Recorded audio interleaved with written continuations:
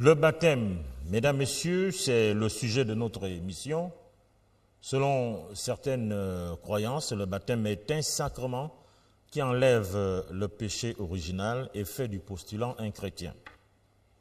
Chateaubriand, lui, il pense que le baptême est un bain qui rend à l'âme sa vigueur première. Beaucoup parlent de deux baptêmes, celui de l'eau et celui de l'esprit. Durant cette émission, nous allons aborder la valeur mystico-spirituelle du baptême.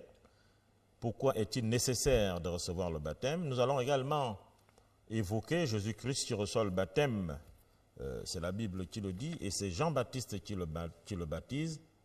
Avec nos invités, on va essayer de savoir si Jean-Baptiste a été baptisé, quand, comment et où.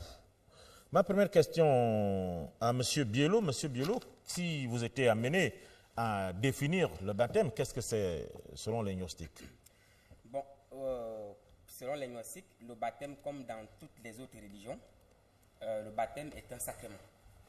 Et donc, un sacrement qui utilise un certain nombre de symboles. Et c'est ce qui le rend intéressant. C'est ce qui le rend intéressant à expliquer. Donc, c'est un symbole pour nous, le baptême. Donc, c'est un acte symbolique, mais qui doit s'accomplir. C'est-à-dire que c'est un acte symbolique qui doit se manifester par... qui doit être suivi, voilà, je veux dire, qui doit être suivi par des actes concrets. Des actes qui amènent l'homme à des transformations intérieures radicales, à un développement spirituel. Et les évangiles montrent à suffisance un certain nombre de faits. Déjà, Jean, qui a baptisé Jésus, on nous fait savoir dans le livre de l'évangile selon saint Luc, bon, notamment dans le chapitre 3, des versets 2 à 6. Bon, je ne vais pas lire ici, là. On nous montre que Jean, en baptisant, il dit aux gens, venez vous... il demande aux gens de venir se faire baptiser.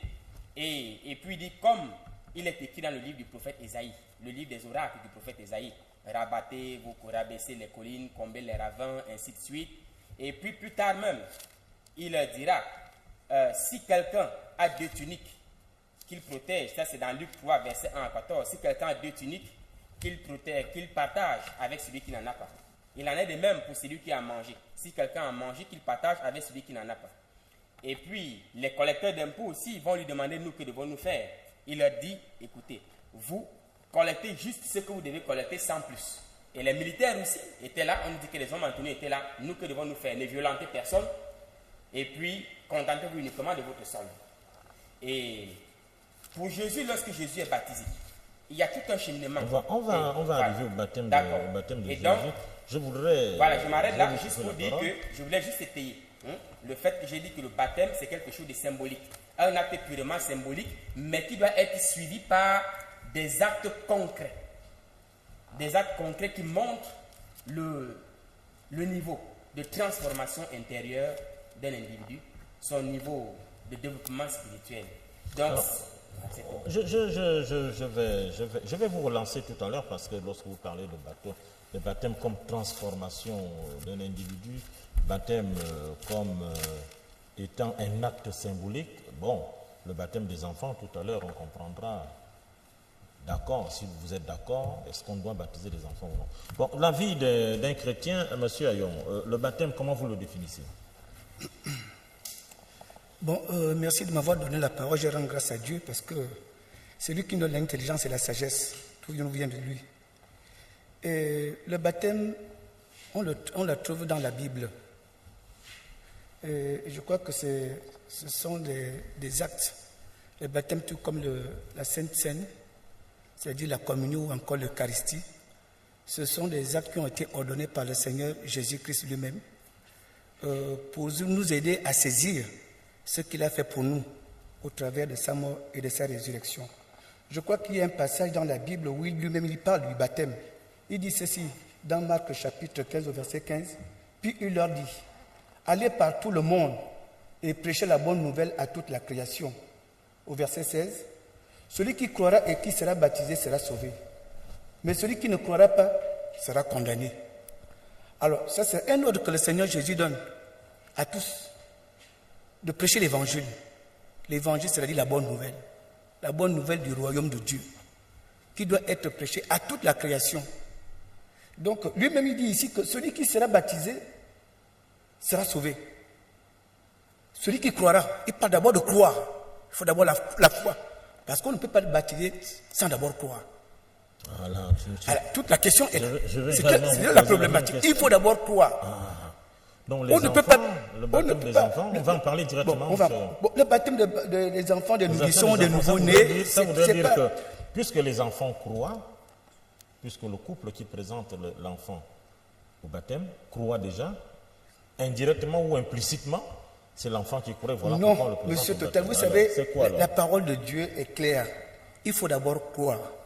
Quand vous vous mariez avec une femme, vous prenez une décision. Ce n'est pas quelqu'un qui va prendre cette décision à votre place. Vous dites que je vais me marier avec telle ou telle femme. Donc, celui qui se fait baptiser doit d'abord croire à la parole. On entend, parce que la Bible déclare que la foi vient de ce qu'on entend. Et ce qu'on entend vient de la parole de Christ, vient de la parole de Dieu. Donc, après avoir entendu la parole, après avoir écouté, c'est à partir de ce moment-là que la personne prend la décision pour dire que, c'est comme nous l'avons vu avec l'eunuque éthiopien, lorsque Philippe lui a parlé de Jésus. L'eunuque éthiopien dit que qu'est-ce qui m'empêche de tomber dans l'eau, de me faire baptiser? Il a rencontré Philippe sur le chemin. Alors, il revenait de Jérusalem, je crois, Jérusalem. Et Philippe était en train de parler. Et l'eunuque l'Éthiopien était en train de lire Ésaïe. Et Philippe lui a fait comprendre, est-ce que tu comprends ce que tu lis? Il a dit, je ne comprends pas. Il lui a parlé de Jésus-Christ. Si quelqu'un veut prendre la parole, il a évangélisé sur le champ. Et il a dit que non, bon, qu'est-ce qui m'empêche de me faire baptiser? Ils sont allés dans l'eau, là où il y avait de l'eau. Et l'eunuque éthiopien s'est fait baptiser. Et donc, la Bible nous fait comprendre, celui qui croira et qui sera baptisé, condition sine qua non, sera sauvé. Et celui qui ne croira pas sera condamné. Nous avons un autre passage dans Matthieu, à l'effet de... Oui. Allez. Dans Matthieu, je crois que c'est dans Matthieu, il dit ici, excusez-moi, c'est dans Matthieu 28. Voilà ce que le Seigneur dit ici.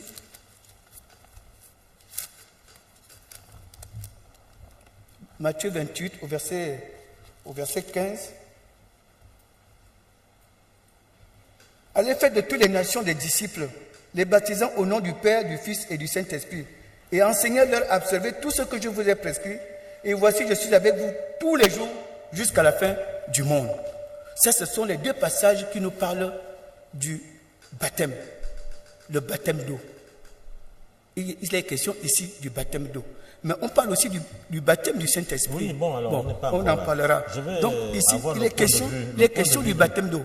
Le point de vue de Moussa, nous ne revenons pas sur les définitions du mot baptême, mais est-ce que vous voulez dire, à entendre M. Oyon, est-ce que vous êtes d'accord avec lui que le baptême des enfants est un baptême d'innocence? C'est des personnes qui ne savent pas de quoi il s'agit. Oui, merci de m'avoir passé la parole. Je suis d'accord avec le frère Ayon. Déjà, il faut préciser un certain nombre de choses. Dans la Bible, il y a ce qu'on appelle la doctrine, là dit le fondement même de l'Église. C'est-à-dire qu'il y a un certain nombre d'écrits sur lesquels l'Église doit fonctionner. Et dans Hébreux chapitre 6, on nous donne ça, les 5 fondements de l'Église. Et parmi ces 5 fondements, vous allez voir qu'on parle du mot baptême. Mais ce mot est au pluriel. On parle de la doctrine des baptêmes. Parce que dans la Bible, il y a 3 sortes de baptêmes qui ressortent.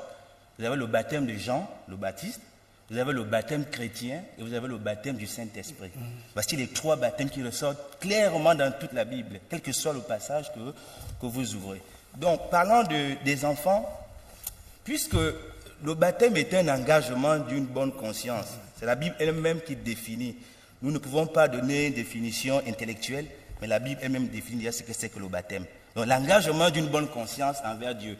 Donc ici on voit quelqu'un qui est conscient, quelqu'un qui peut discerner ce qui est bien, ce qui n'est pas bien, il peut savoir le mal ou le bien. C'est cette personne qui est en mesure, n'est-ce pas, de s'engager vers les eaux du baptême.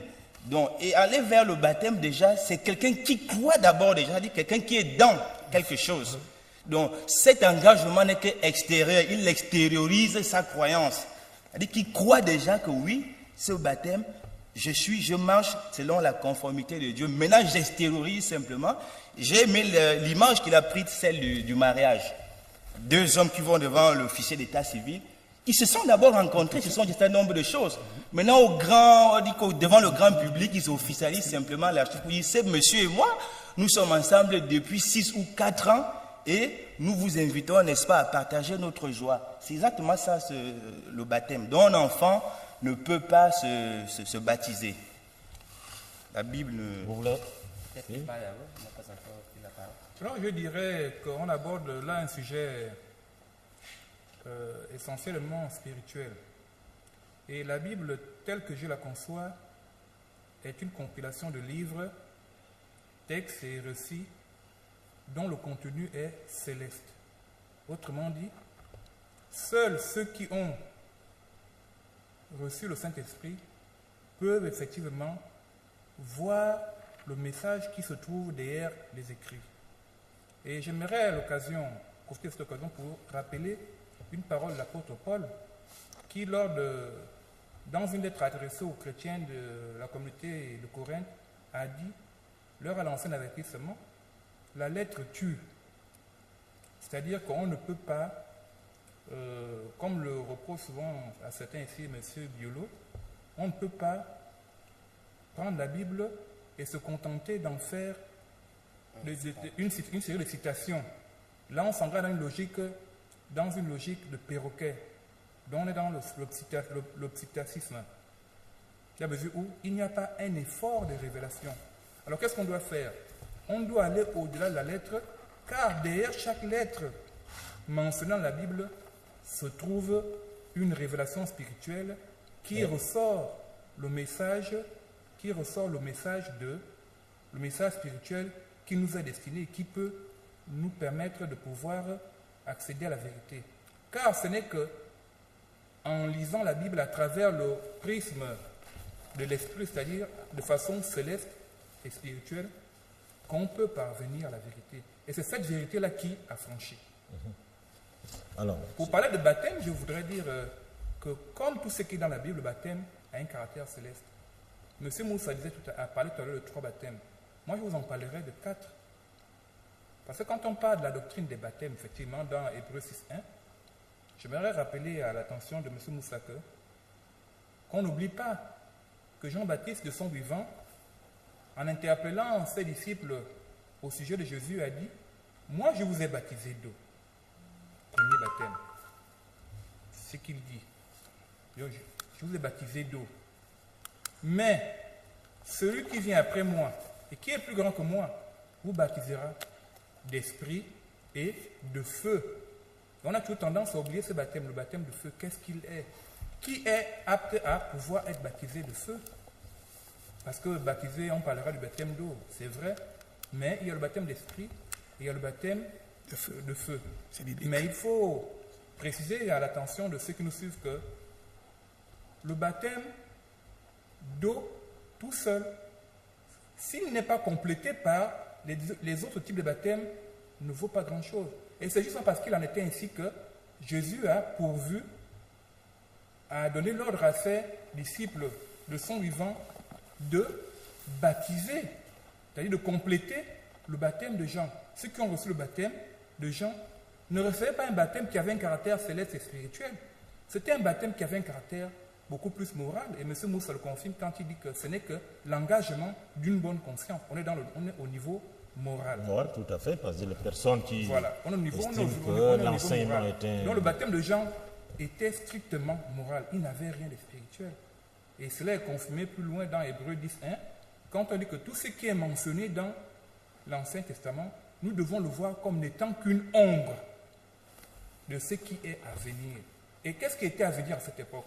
Ce qui était à venir, c'était le baptême d'esprit, celui que les apôtres ont reçu le jour de la Pentecôte, et le baptême de feu, celui que les élus recevront en entrant dans la cité de gloire de Dieu. Parce qu'autour de cette cité se trouve un cercle de feu, une ceinture de feu.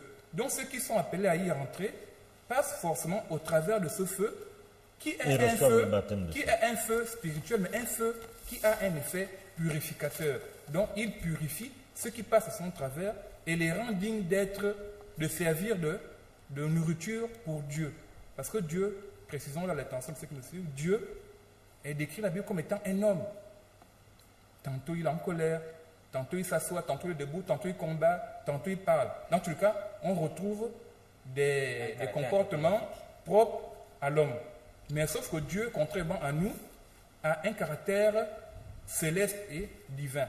Donc, ceux-là qui entrent dans la cité de gloire de Dieu passent par le feu qui entoure cette cité et sont purifiés et pour servir au final de nourriture à Dieu. Parce que dans Hébreux 11, pour citer un dernier passage, on présente Jésus comme étant le consommateur de la foi. C'est-à-dire, et la foi résidant dans l'âme, dont Jésus, en consommant la foi, consomme en même temps l'âme. Donc Jésus, c'est un consommateur. Il a pour régime alimentaire l'âme. Il ne mange que ça, c'est ce qui... Mais quelle âme? Il mange une âme qui est préalablement sanctifiée par son esprit. Et la sanctification s'obtient après, comme l'a dit M. Ayon tout à l'heure, après avoir écouté la parole de l'Évangile. Cette parole-là introduit l'homme dans la dynamique de sanctification. Alors, tout porte à croire qu'il n'y a pas que le baptême, M. Biello, le baptême de Jean-Baptiste, le baptême des chrétiens, comme disait Moussa, et le baptême de l'esprit, le baptême de feu. Le feu revient souvent, on pense qu'il y a une dichotomie entre l'eau et le feu, c'est comme si l'un éteignait l'autre. Alors, en réalité, quel est le symbole? Quelle est la signification de ce symbole? La signification du symbole de l'eau et du feu, pour la comprendre, il faut un peu rentrer au Moyen-Âge. Au Moyen-Âge, arrivent en Europe des personnes qu'on appelait des alchimistes. Les alchimistes disaient travailler avec l'eau et le feu. Ils disaient travailler avec le mercure et le soufre. Donc, quand on parle de l'eau ici, il s'agit d'un principe.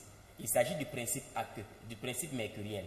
Quand on parle du feu, il s'agit du principe, un principe phoatique, le principe sulfureux. Et il y a également le sel, les alchimistes à l'époque disaient qu'ils voulaient dans le laboratoire mélanger le mercure et le soufre avec le sel pour créer l'or dans le laboratoire. Et c'est le même principe qu'on retrouve dans la Bible. L'eau et le feu, ça se retrouve dans l'Évangile, selon Saint Jean, dans le chapitre 3. Vous lisez tout le chapitre 3, le dialogue entre Jésus et Nicodème. Le dialogue entre Jésus et Nicodème tourne autour de ça, autour de la seconde naissance.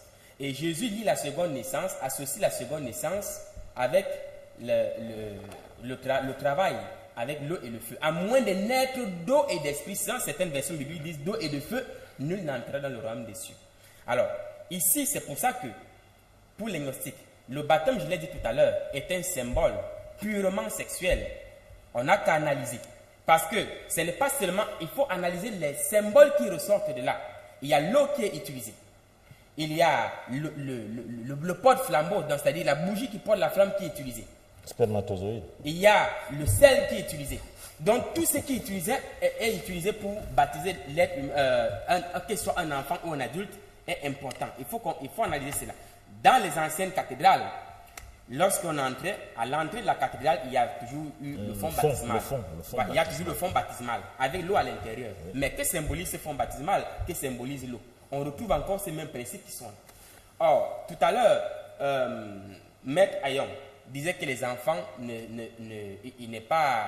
ils s'inscrivent en fou du fait qu'on puisse baptiser les enfants. Étaient des innocents, ils n'ont pas d'engagement, ils n'ont pas encore plus d'engagement. Non, c'est une logique à laquelle je n'adhère pas.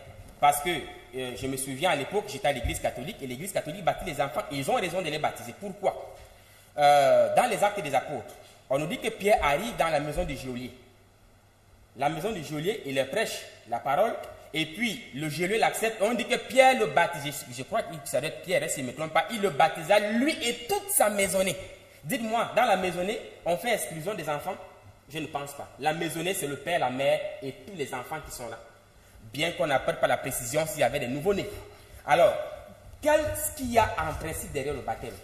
Le baptême s'accompagne, c'est toujours accompagné parce qu'il est symbolique des parents. Des parents, ça a toujours existé. Et que joue le rôle des parents? Le parent, c'est un deuxième ou des deuxièmes parents pour le baptiser, mais des parents spirituels en réalité. Et donc, lorsqu'on prend l'engagement de baptiser un enfant, le parent a la charge et la grande responsabilité devant Dieu d'éduquer spirituellement cet enfant lorsqu'il va avoir l'âge requis, l'âge de la puberté notamment pour les gnostiques. Quand il va avoir l'âge de la puberté, il faudrait qu'il soit enseigné sur ce que c'est que le baptême par son parent. Et maintenant cet enfant-là, le baptême de langage ne lui crée pas ne lui donne aucune contrainte. Il est libre plus tard d'accepter la voie dans laquelle l'ont engagé ses parents ou de la refuter pour emprunter une autre. Voilà. Donc c'est pourquoi je dis que derrière le baptême, il y a une suite logique d'enseignement. Lorsque vous rentrez dans le livre de le Ramayana, c'est un livre qu'on retrouve dans la religion hindoue. Dans le Ramayana, vous lisez par exemple Rama. Rama est un avatar qui baptisé dans le Grange en Inde et qui lui-même a été baptisé dans le Grange en Inde il y a de cela plus de 8000 ans. C'est-à-dire que même avant la naissance de Jésus. Et donc, qu'est-ce qui se passe? On voit comment Rama est en train d'être enseigné. On lui donne des enseignements sur les mystères de la suprasexualité. Et quand on a fini de lui donner l'enseignement en rapport avec les mystères de la suprasexualité, on l'a donc emmené dans le Grange pour le baptiser.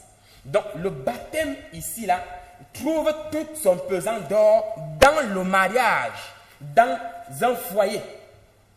Préalablement, on va dire, un foyer établi, officiel établi. Et regardez par exemple Jésus.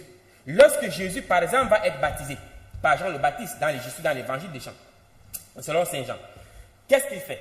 La première des choses, c'est quoi? C'est qu'il est invité, on nous dit le récit, hein, je suis dans le récit, la partie littérale, il est invité à un mariage, les noces de Cana. Et donc dans ces noces, il va accomplir le premier miracle, c'est-à-dire que celui de transformer l'eau en vin. Mais ici également, il y a des symboles qui doivent être compris. Si vous allez chez les soufis, dans la mystique islamiste, vous trouvez que les soufis parlent de l'eau et du vin. Lorsqu'un soufi a travaillé dans la suprasexualité dans la nuit avec son épouse, le matin, il vous dit que j'ai bu du vin toute la nuit et je suis ivre. C'est symbolique. Vous comprenez, c'est codé. Et ici, là, il ne s'agit pas d'une véritable transformation. Mais ici, là, c'est quoi? L'eau, ici, il faut comprendre. L'eau de vie que chacun de nous a en lui et qui doit être transmutée en vin de l'esprit. Et c'est ça l'alchimie en réalité. Alors, parce que cet évangile-là est purement alchimique. Et pour continuer encore dans le verset, pour terminer, dans le chapitre 3, on retrouve maintenant Jésus juste dans le même évangile. On le retrouve maintenant dans le dialogue avec Nicodème. Il est maintenant en train de leur donner un enseignement en rapport avec les mystères de la suprasexualité. Et d'où les termes eau et esprit qu'il faut utiliser pour naître de nouveau. Donc le baptême est un symbole, mais en réalité il y a tout un enseignement qu'on doit mettre en pratique pour naître de nouveau. Bon, on va parler de l'eau de vie. Rappelez-moi ça si j'oublie. Mais est-ce que vous voulez réagir ou bien bon, moi je voudrais dire une chose, que nous sommes sur le fondement des apôtres. Nous ne pouvons pas poser un autre fondement que celui que les apôtres ont posé. Et c'est lequel? C'est qu'il n'y a pas de baptême des enfants. Vous pouvez regarder dans toute la Bible. Il n'y a pas un seul endroit où on a baptisé un nourrisson. Il n'y a pas un endroit où on a... La maisonnée dit quoi? Donc, c'est que je dis que nous sommes sur le fondement des apôtres. Il n'y a pas un seul endroit. Jésus a dit que celui qui croira, celui qui croira et qui sera baptisé sera sauvé. Celui qui croira, condition sine qua non. Croire d'abord et conjonction de coordination. Et qui sera baptisé sera sauvé. Croire d'abord. Crois en Jésus-Christ, crois en l'évangile, crois en la bonne nouvelle. Et qui sera baptisé sera sauvé. Et il continue en disant, celui qui ne croira pas, vous voyez, il dit celui qui ne croira pas, regardez la suite, il dit celui qui ne croira pas sera condamné. Vous voyez bien, celui qui ne croira pas, celui qui ne... Le baptême est quelque chose, le salut est personnel. Le salut est personnel. Donc le salut...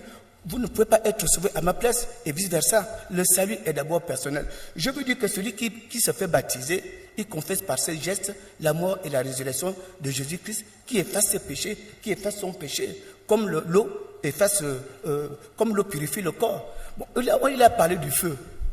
Le feu d'abord, dans la Bible, le feu. Il faut comprendre que le feu est purificateur. Le baptême du feu, le Saint-Esprit. Il vous baptisera de l'eau, de l'esprit et du feu. Donc c'est le feu. Là, il s'agit maintenant du Saint-Esprit. C'est le Saint-Esprit qui baptise du feu. Et le Saint-Esprit, c'est le Saint-Esprit de Jésus. Jésus-Christ lui-même, il baptise de l'Esprit. Jésus baptise de l'Esprit. Et le Saint-Esprit qui est en lui baptise du feu. Vous voyez? Parce que là, ça fait les deux personnes qui ont créé l'univers, qui ont créé toutes choses. Le Fils et le Saint-Esprit. Le Père, le Fils et le Saint-Esprit. Bon, Jean dit que Jésus-Christ, il vous baptisera d'eau et de l'Esprit. Et du feu. De l'Esprit et du feu. Parce que le baptême du feu, c'est maintenant, ça relève maintenant du Saint-Esprit. Ça relève du Saint-Esprit. Et Jésus-Christ, lui, il baptise de l'eau. Il baptise je crois, de l'eau. Il baptise de l'Esprit et du feu. Baptiser de l'Esprit et du feu. La maisonnée veut dire quoi, maître? Non, il faudrait que nous revenions dans la parole de Dieu. Mais c'est le Saint-Esprit. Le feu est purificateur. Le feu purifie le péché. Je voudrais poser la question à M. Woutsan. Bon, est-ce que vous voulez réagir par rapport à ces explications? Oui, j'aimerais, comme ça, à titre de rappel, dire à M. Biolo que si on resitue les choses dans leur contexte originel, vous verrez et vous comprendrez pourquoi, dans la Bible, pourquoi Jésus s'est exprimé à partir de 30 ans. Parce que dans la culture juive antique, la majorité s'acquérait à partir d'âge de 30 ans. C'est pourquoi lorsque Jésus va au temple à 12 ans, il y va sous la tutelle de ses parents adoptifs. C'était aussi un petit scandale de le voir. Oui, donc, mais il prend la parole. Il a été d'abord présenté. Il prend la parole publiquement à quel moment? C'est à partir de l'âge de 30 ans. Alors donc, pour dire que par ces exemples, la Bible accrédite appuie la thèse selon laquelle le baptême est réservé à l'adulte. C'est ça. Bon, alors, M. Moussa, donc, je voudrais vous poser la question. Oui. Ok, Oui. c'est entendu. Monsieur Bialo, vous allez réagir tout à l'heure, si vous le voulez. Le baptême des morts. Le baptême des morts. Jésus descend aux enfers pour baptiser.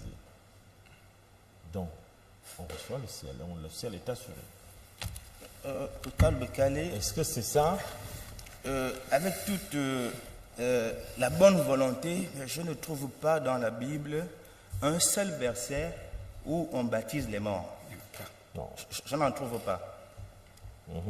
Jésus descendu dans les régions inférieures de la terre n'a baptisé personne. Personne.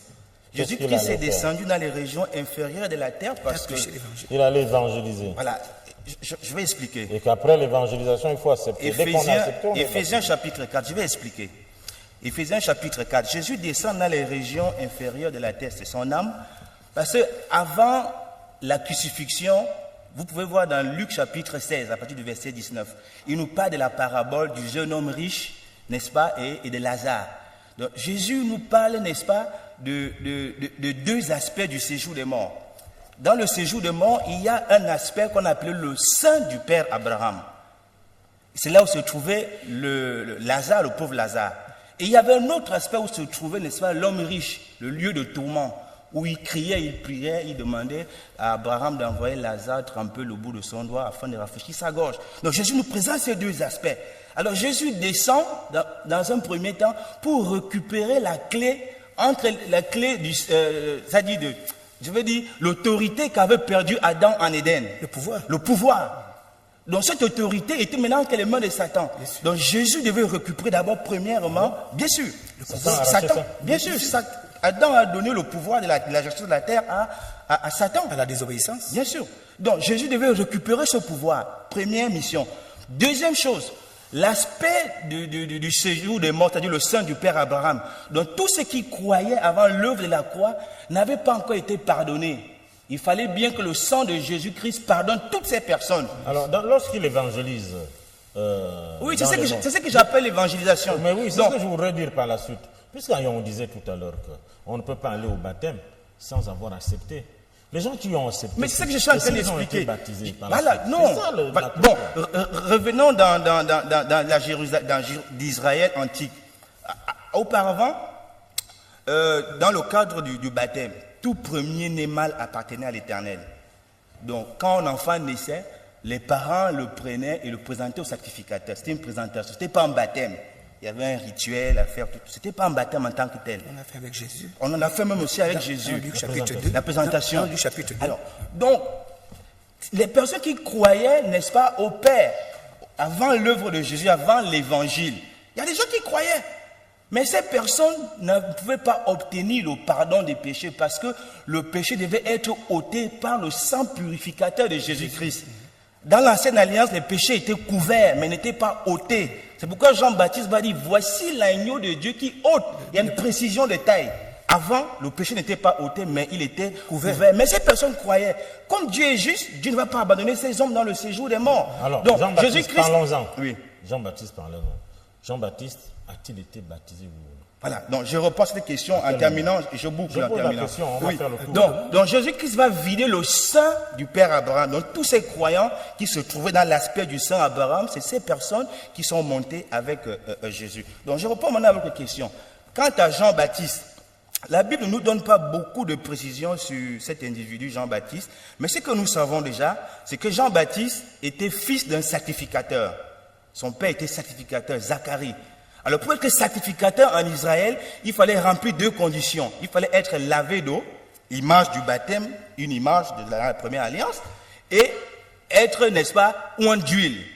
Et c'est la même chose dans le Nouveau Testament. Donc on ne pense pas, et personne ne peut me contredire, vous ne pouvez pas exercer en Israël en tant que prophète, en tant que sacrificateur ou en tant qu'homme spirituel sans ces 2 conditions. Dans le temps, il ne faut pas dire vous ne pouvez pas. Bien sûr, j'ai dit au temps de l'Israël antique. Donc Jean-Baptiste est certainement passé, n'est-ce pas, par, si vous voulez, la présentation dans le temple, et ses parents également ont posé un certain nombre d'actes en son endroit. Mais le baptême, c'est à partir du Nouveau Testament, proprement dit. Vous avez un point de vue là-dessus, parce qu'on se pose la question. Jean-Baptiste, il a fini de baptiser Jésus.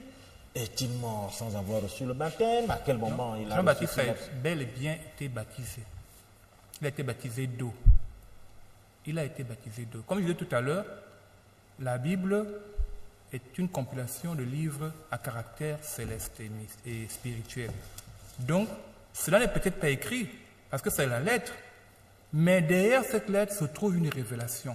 Et seuls ceux qui ont cette révélation peuvent vous affirmer que Jean-Baptiste a été effectivement baptisé d'eau. Est-ce que c'est votre cas, comme vous l'affirmez là? Je ne peux rien vous dire sur moi, parce que je ne suis pas ici pour moi-même. Non, mais je vais vous dire, je vous donne la preuve qui me permet, la preuve patente qui me permet d'appuyer l'idée que Jean-Baptiste a été baptisé. Souvenons-nous, tout à l'heure, il y a M. Biolo qui en a fait état de l'entretien que Jésus a eu de son vivant avec Nicodème. Et il dit à Nicodème ceci, Nicodème, que nul ne peut entrer dans le royaume de Dieu s'il ne naît pas d'eau et d'esprit. Nul ne peut entrer dans le royaume de Dieu s'il ne naît pas d'eau et d'esprit. Alors, au vu de cette affirmation qui est quand même assez grave, j'aimerais interpeller ici M. Moussa et M. Ayon et les téléspectateurs en leur posant la question que Jean-Baptiste, où est-il aujourd'hui? Où se trouve son âme aujourd'hui? Alors, si vous reconnaissez que l'âme de Jean-Baptiste est auprès de Dieu dans son royaume, alors c'est une manière tout à fait hypocrite de dire qu'il était baptisé parce que nul ne pouvant entrer dans le royaume de Dieu sans préalablement être baptisé d'eau et d'esprit. Et quand on affirme que Jean-Baptiste est auprès du Père, cela veut donc dire qu'il est né d'eau et d'esprit. Mais la question qui se pose maintenant est de savoir par qui, quand, où et en présence de qui il a été.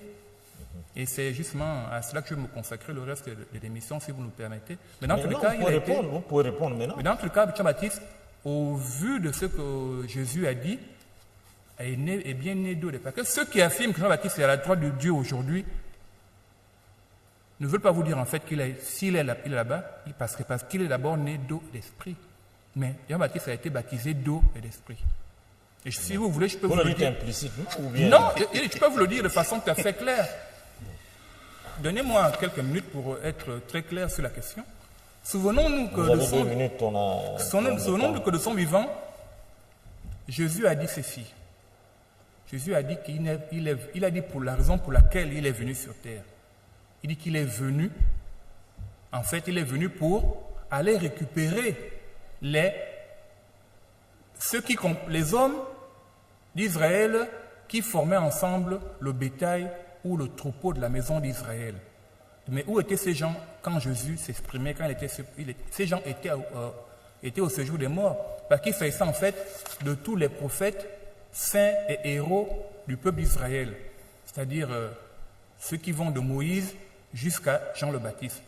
Moïse étant l'aîné d'entre eux, parce qu'en ça qu'elle était le premier messager de Dieu envoyé au fils d'Israël, cette qualité-là fait de lui le premier né d'une lignée de 144 000 hommes que Dieu a envoyés sur terre pour pouvoir effectivement précéder l'arrivée de façon humaine, la venue de façon humaine sur terre de son fils, Jésus, pour pouvoir effectivement, pour permettre à celui-ci de rendre témoignage de son nom et de sa gloire devant les fils du peuple d'Israël en leur annonçant l'évangile. Et après sa mise à mort, de descendre au séjour des morts pour aller faire quoi? C'est ce que M. Moussa a dit tout à l'heure, pour aller annoncer la bonne nouvelle, l'évangile aux captifs. C'est ce qui est écrit, aux captifs. Mais qui sont ces captifs? Ces captifs, ce sont les âmes de tous les prophètes, héros et saints d'Israël. Oui, Jean-Baptiste. Mais souvenez-vous que Jésus et Jean-Baptiste ne se sont vus qu'une seule fois. Pourtant, ils étaient cousins de par leur mère. Non, mais c'est ce que la Bible nous dit. Ils se sont vus qu'une seule fois. C'est le jour du baptême. Oui, ils se sont vus que le jour du baptême. Deux, ils ne se sont vus qu'une seule fois. C'est impensable, c'est inimaginable. Mais qu'est-ce qui se passe? Jean-Baptiste dit à Jésus que non, Maître, Seigneur, Jean-Baptiste qui connaissait le véritable statut de Jésus, il savait qu'il était l'agneau de Dieu. Il a dit que non, Maître, ce n'est pas à moi, je ne suis pas digne de te baptiser. C'est plutôt à toi de me baptiser. Jésus dit non, accomplissons la justice de Dieu. Et cette justice voulait que c'est celui qui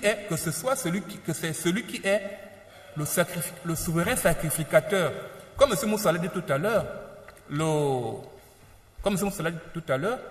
Jean-Baptiste est issu d'un père qui était sacrificateur.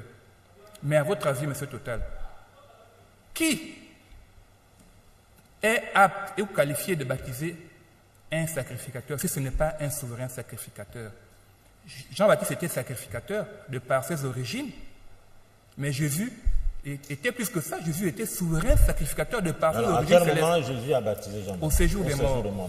Alors, je voudrais... Est-ce que quelqu'un veut réagir?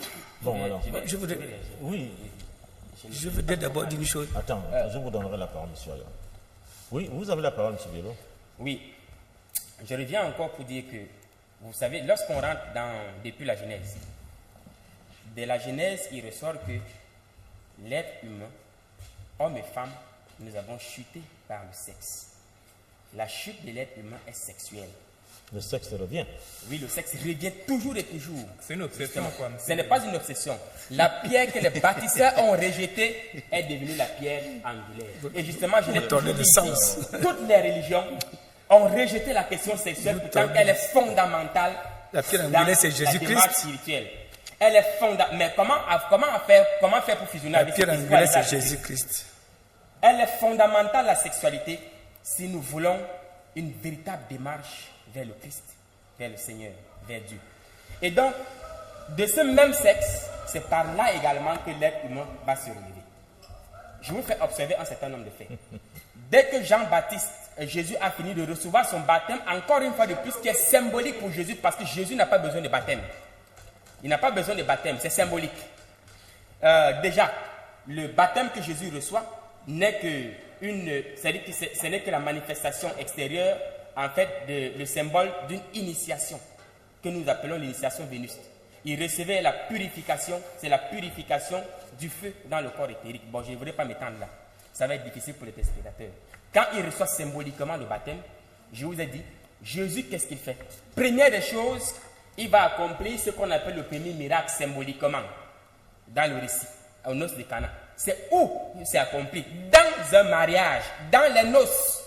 Le sexe après le baptême, dans les noces. Ouais. Mais ici, l'eau et le vin, ici là, sont des symboles purement sexuels lorsqu'on rentre dans la littérature et dans les enseignements des alchimistes médiévaux. L'eau et le vin. L'eau et le vin. Et même quand on rentre dans les enseignements des esprits. Comment ça, l'eau et le vin? Chacun de nous possède l'eau en lui, l'eau de vie. Jésus avec le dialogue, la femme samaritaine de Jésus. Il arrive au niveau du puits, il demande l'eau. Ça, c'est juste, regardez, ça, c'est tout un suivi. C'est dans Jean 4. Après les noces de Cana, il y a le dialogue avec, avec Nicodème. Il y a le dialogue avec la femme samaritaine. L'eau revient partout.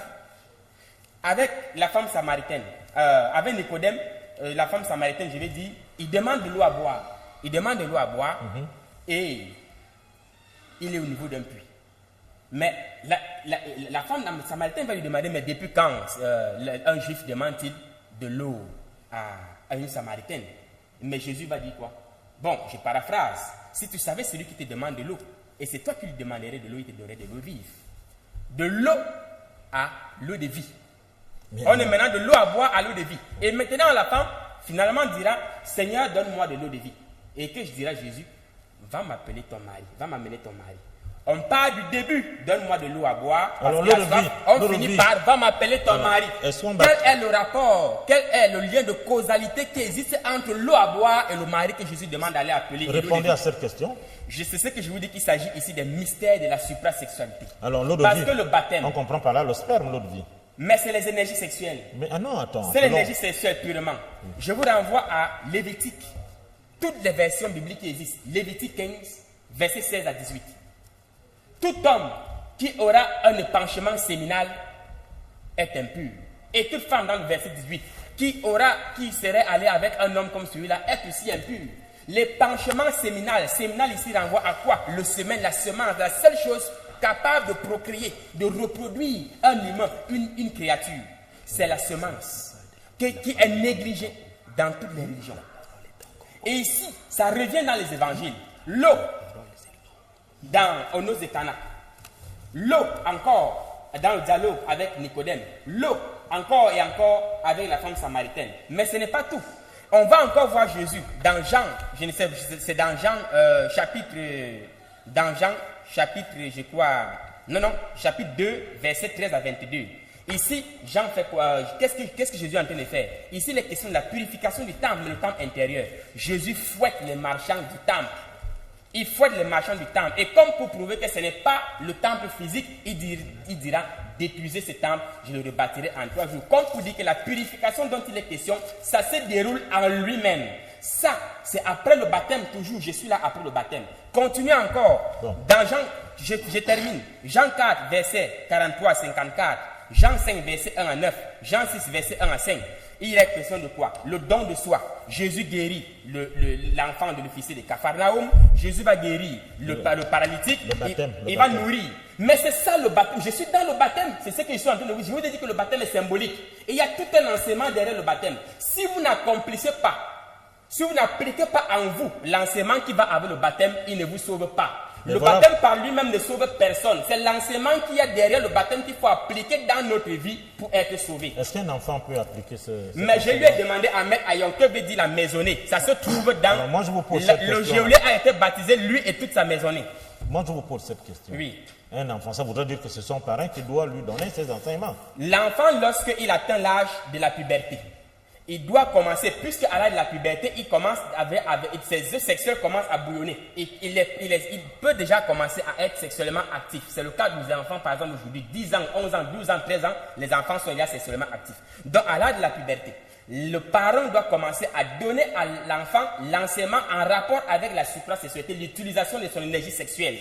Et donc, il doit commencer donc, lorsqu'il sera à même de pouvoir transmuter ses énergies sexuelles, l'enfant va donc commencer à appliquer l'enseignement qui est en rapport, qui se cache derrière le baptême.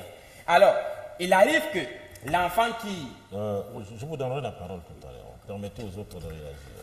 Bon, je voudrais dire une chose. Alors, c'était tellement long. Moi, vous commencez par où ou bien vous attaquez directement ma question? La Bible déclare que de ne pas tordre le sens des Écritures. L'apôtre Pierre a mis en garde tous ceux qui tordent le sens des Écritures. Pierre a dit qu'ils le font pour leur propre ruine. Est-ce que c'est le cas? Et c'est le cas de M. Biolo. C'est le cas. Il est en train de tordre parce que la parole de Dieu dans la Bible, l'eau symbolise la parole de Dieu. Ce n'est pas du spermatozoïde. L'eau symbolise la parole de Dieu. L'eau de vie. L'eau de vie. L'eau de vie, en fait, l'eau de vie, l'eau. Jésus nous a apporté l'eau, le sang et l'esprit. Les 3 choses, l'eau, le sang et l'esprit. C'est ce que nous lisons dans le chapitre 2. Alors, il nous a apporté 3 choses. Il y a 3 témoins dans le ciel. Le Père, la parole et l'esprit. La parole, le Père et l'esprit. Sur la terre, les 3 témoins sont là. La parole de Dieu, l'Esprit de Dieu et le sang de Jésus-Christ. Bon, quand il dit que l'eau, la femme samaritaine, l'eau et tout un tas de terre là, par rapport au spermatozoïde, ça c'est tordre le sens des Écritures. Il tord le sens des Écritures. C'est une mystique qui n'a rien à voir avec la parole de Dieu. Monsieur Biologie vous dit, quand vous voulez faire vos enseignements, ne prenez pas la parole de Dieu. Parce que c'est pour votre propre ruine. C'est votre propre ruine. Moi, je ne connais pas. Quel est cet apôtre? Nous sommes sur le fondement des apôtres. Bon, je vais dire une chose. La Bible. Oui. Le baptême, s'il vous plaît, le baptême spirituel et le baptême de feu, qui le donne, comment le recevoir et où le recevoir? Je veux d'abord dire une chose, c'est que dans l'ancienne alliance, on devenait membre du peuple de Dieu au travers de la naissance naturelle ou bien la naissance physique. Par la circoncision, on devenait membre de la famille de Dieu. Donc c'était un geste par lequel on devenait membre dans l'ancienne alliance par la circoncision. La circoncision était une marque qui symbolisait que la personne appartient à la famille de Dieu. Dans l'ancienne alliance, au temps d'Abraham, au temps de Moïse. À partir de Moïse, je crois que la circoncision a commencé à partir de Moïse. C'est Dieu qui lui a donné la circoncision. Plutôt Abraham.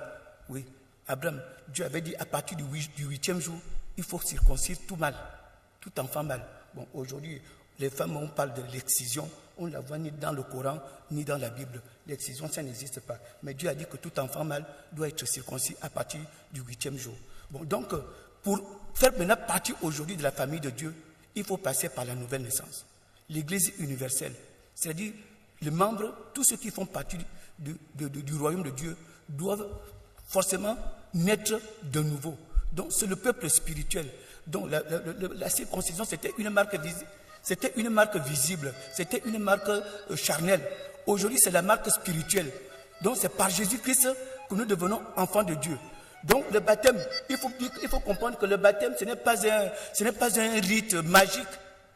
Ce n'est pas un rite magique. Ce n'est pas un rite magique. Je prends par exemple celui qui est le bandit sur la croix. Jésus-Christ lui a dit que ce soir, tu seras avec moi au paradis. Il n'a pas reçu le baptême. Il n'a pas reçu le baptême.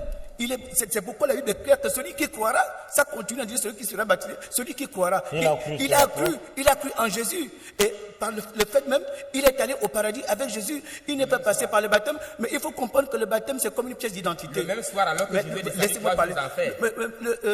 Le baptême, c'est comme une pièce d'identité. Nous sommes des voyageurs, nous sommes des passagers, nous sommes des voyageurs, nous sommes étrangers sur cette terre, comme le dit l'apôtre Pierre. Et dans le baptême, nous avons besoin d'une pièce d'identité. Ouais.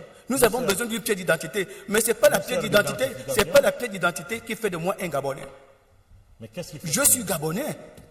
Mais c'est comme le baptême. Le baptême montre que nous sommes une pièce d'identité qui nous montre que nous appartenons au royaume de Dieu.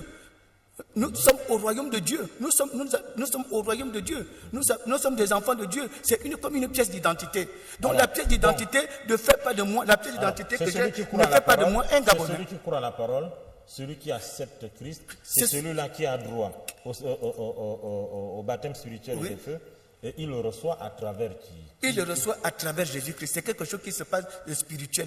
Une fois qu'on est déjà dans l'église, ce sont des choses, on ne les vit pas comme ça. Ce sont des choses, parce que la Bible déclare quoi? Le Saint-Esprit atteste à notre esprit que nous sommes devenus enfants de Dieu. Romains chapitre 8, verset 16. On n'a pas besoin d'un signe ou bien d'un sentiment ou bien d'une émotion. Une fois qu'on accepte Jésus-Christ, les choses vont d'elle-même. On n'a pas besoin de sentir que j'ai le Saint-Esprit, je suis baptisé du feu, je suis baptisé de ceci. On n'a pas besoin de manifestation. La Bible déclare que le Saint-Esprit atteste à notre esprit que nous sommes devenus enfants de Dieu. Romains chapitre 8, verset 16. Un point interne. Alors, monsieur Moussa, vous voulez réagir, Steve? Oui. Je voulais tout simplement dire que, pour revenir à ce que je soutenais tout à l'heure, que tous les prophètes du peuple d'Israël à l'époque, avant l'arrivée de Jésus, avaient ceci de commun qu'ils étaient venus sur la terre bien avant que Jésus-Christ n'apporte dans le monde la vérité et la grâce. Donc, étant arrivés avant la venue de Jésus sur la terre, ils n'ont donc pas pu, de leur vivant, écouter le message de l'évangile qui donne le plein droit à celui qui l'écoute de naître d'eau et d'esprit. Autrement dit, étant arrivés avant Jésus, ils n'ont donc pas reçu le baptême d'eau et encore moins le baptême de l'Esprit. Et donc, quand ces hommes-là mouraient, c'est-à-dire ceux qui partent de Moïse jusqu'à Jean le Baptiste, quand ils mouraient, à cause de leurs œuvres et de leur intégrité, Dieu n'abandonnait pas leurs âmes à elles-mêmes, à leur propre sort.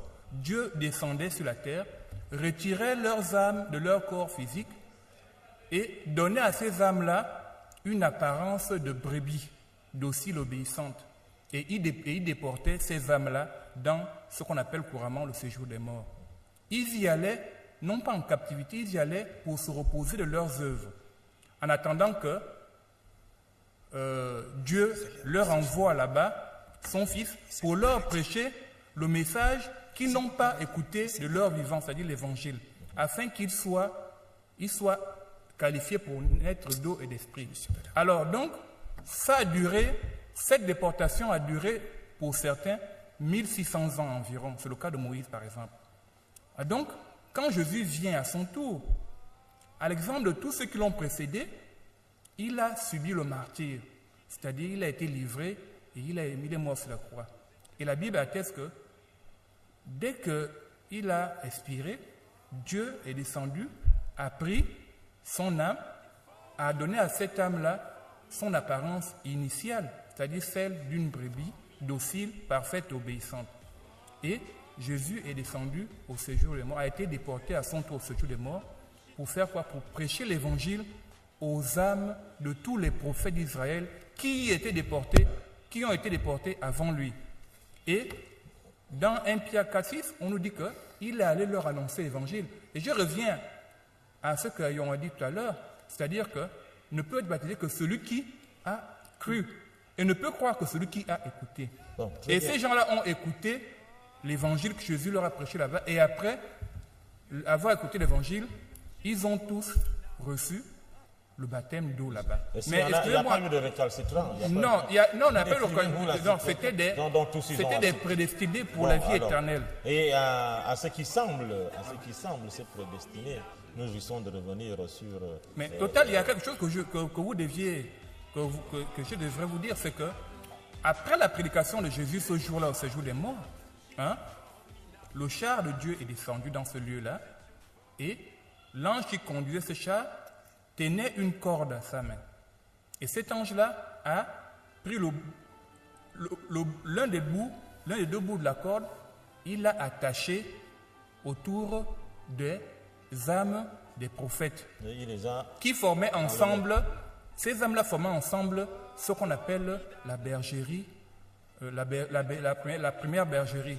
Et Jésus en parle dans l'évangile de Jean, chapitre 2, verset 16. Mais nous avons peur de revenir sur ce que nous avons déjà eu à débattre sur ce plateau, principalement des questions qui ont lien à la réincarnation, à l'âme et autres. Je crois que M. Bielo, tout à l'heure, vous vouliez faire allusion à Jésus qui va au séjour de mort, et que celui qui est mort avec Jésus à la croix, le brigand, n'est pas allé directement au ciel. Mais je reviens encore tout à l'heure, Steve revenait soulignait cela tout à l'heure. Le récit. Est-ce que ça veut dire que ce jour-là, il dit que ce jour-là même, ce monsieur est entré au paradis avec Jésus? Mais il se contredit lui-même, parce que c'est lui-même encore qui dit que Jésus est descendu. Après la mort sur la croix, il est descendu au séjour des morts, mais il dit que le même jour, le même soir, le bandit est entré dans le paradis avec Jésus. Dans le sein d'Abraham. Donc, il faut faire très attention. Il n'est pas allé au séjour des morts. Il n'est pas allé au séjour des morts. Il n'est pas allé au séjour des morts. S'il vous plaît. Si nous limitons sur les récits, je veux dire que le récit, on ne peut pas limiter la parole de Dieu à des récits historiques. Alors, derrière ces faits-là, il y a un enseignement. C'est ce qu'il faut ressortir ici. Et je continue encore à dire que... C'est le sexe que tu privilégies. Mais je vais poser quand même une question. Pourquoi est-ce que ça dérange Maître Ayon? Je vais amener votre Bible. La prochaine fois, je vais amener votre Bible.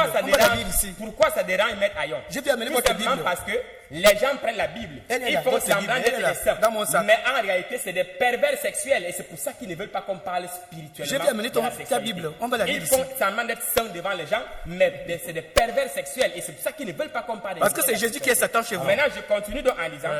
Je vais le prononcer comme psychologue. Il a parlé tout à l'heure. J'ai ta Bible. Monsieur Biolo, j'ai ta Bible. le feu purifie. Il a dit que le feu purifie, mais il ignore ce qui est le feu en l'être humain. L'être humain porte le feu en lui. Et le feu dans l'être humain, c'est l'énergie sexuelle. C'est ce qu'il C'est ça, ignore. le feu. Ce qu'on étudie scientifiquement, les mystères de la sexualité, c'est il verra le que sexe. le feu en l'être humain, c'est l'énergie sexuelle. Mais je voudrais dire que dans l'Ancien Testament, on nous parle de l'arche de l'Alliance. Le Saint-Esprit, c'est Dans le l'arche sexe de l'Alliance, qu'est-ce qu'il y avait? Il y avait à l'intérieur déposé la coupe. Il y avait la verge d'Aaron, les tables de la loi, et puis au-dessus, il y avait 2 chérubins qui se touchaient les ailes, comme un signe d'amour. Donc ici, tout l'enseignement que les prophètes et même Jésus et après Jésus sont venus déposer se trouve dans les tables de l'arche de l'Alliance. L'arche veut dire secret, tout simplement, ce qui est caché. La coupe représente ici là exactement ce qui se trouve là à l'entrée de toutes les grandes cathédrales. Le fond baptismal. Le sexe de la femme. La coupe, c'est le vase hermétique, c'est l'organe créateur féminin. La verge d'Aaron, ça symbolise l'épée sacrée, l'organe créateur masculin. Et donc ici, la coupe et la verge d'Aaron sont ici, symbolisent la deuxième naissance et donc la suprasexualité par laquelle survient la deuxième naissance. Les tables de la loi symbolisent les aspects psychologiques du chemin spirituel, donc les défauts auxquels nous devons renoncer. Utiliser les tables de la loi pour renoncer à nos propres défauts, pour les éliminer. Et les 2 chérubins qui se touchent les ailes symbolisent le don de soi. Et on retrouve ici l'enseignement de Jésus, celui qui veut venir à ma suite, qui renonce à lui-même, qu'il porte sa croix et qu'il me suit. Donc le baptême est quelque chose de symbolique. C'est purement symbolique. C'est purement symbolique. Et donc derrière le baptême, derrière le baptême, on doit pouvoir arriver à la seconde naissance. Si on n'arrive pas à la seconde naissance, le baptême c'est inutile. Dernière intervention, M. Moussa. Ok, Rapidement, merci. vous avez 1 minute. Ok, merci Total Bekale. Je veux préciser une chose. Déjà, quand on parle de l'eau et de l'esprit, notamment le discours entre Jésus et Nicodème, il ne s'agit pas de l'eau telle que nous la voyons, la molécule d'eau. Il ne s'agit pas de ça. C'est la parole de Dieu. Ici, l'eau, c'est la parole de Dieu. Quand il parle de l'eau ici, dans le terme grec, on parlera de palingenesia, c'est-à-dire une régénération. Il ne s'agit pas de l'eau molécule. Non, Jésus ne fait pas allusion à ça. Sinon, le brigand à la croix ne serait pas entré au paradis. Jésus lui dit, toi et moi, tu seras au paradis avec moi. On peut voir beaucoup de personnes qui sont rentrées dans le ciel de Dieu sans être baptisées. C'est ça. Donc on ne peut pas se focaliser en disant que le baptême, c'est une condition sine qua non pour entrer. Non, Jésus parle en langage spirituel. Il y a une intelligence spirituelle, mais Jésus va utiliser des symboles naturels pour amener l'homme à comprendre un certain nombre de choses. Je reviens sur le feu. Et évidemment, la Bible précise toujours, quand on parle du baptême d'esprit, on ajoute feu. Mais ce n'est pas 4 baptêmes. Il n'y a jamais eu un baptême de l'esprit sans feu. Vous pouvez étudier la Bible, lorsqu'on parle du Saint-Esprit, il y a toujours une manifestation en termes de feu. Le feu. Oui, le feu. Le feu, Non, on ne peut pas faire de ça un baptême. Un baptême sexuel. L'énergie sexuelle. ça n'a rien à voir avec ce que... À la fin de l'évangile, à la fin de l'évangile, Permettez-moi de... Ne me il permettez. dira de la même manière que Je vous Moïse a respecte. élevé le C'est des serpent sur le histoires. bâton, il va falloir que le Fils de l'homme prenez Ne des me choses coupez pas la parole. Alors, Moussa, Alors, c'est fini. Faites des mystères, ce qui n'est pas des mystères. Il n'y a rien de mystérieux dans ce que dit la Bible. Franchement.